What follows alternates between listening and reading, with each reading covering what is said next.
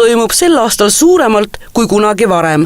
Mööda Haapsalu peatänavat kulgenud paraadi võib ilma igasuguse liialduseta nimetada üheks uhkemaks ja kirevamaks, mida seni nähtud. Ligi 200 osalejat, alates Haapsalu kooliõpilastest kuni päris näitlejateni, on lasknud fantaasial lennata ja elavad südamest oma rollidesse sisse. Sellest perioodist peale hakkab Haapsalus suvi peale ja suursündmused ka.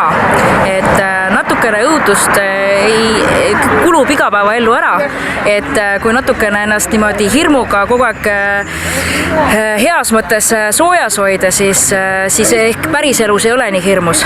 Et minu arust õhv on selles mõttes selline, kuidas siis öelda, verstapost tuletamaks meile meelde, et tegelikult kultuuripale on väga eriilmeline ja mida rohkem on meil erisugust siis kultuuri, mida tarbida, seda võib-olla suurem on ka meie siis mõttemaailm ja ma arvan, et seda meil on väga palju ja väga hädasti just praegusel ajal ka tarvis.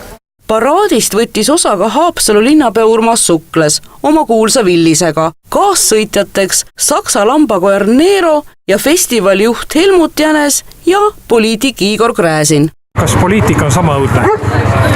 Poliitika on üks õudne, poliitika on lõbus. Õudne on siin, mitte seal.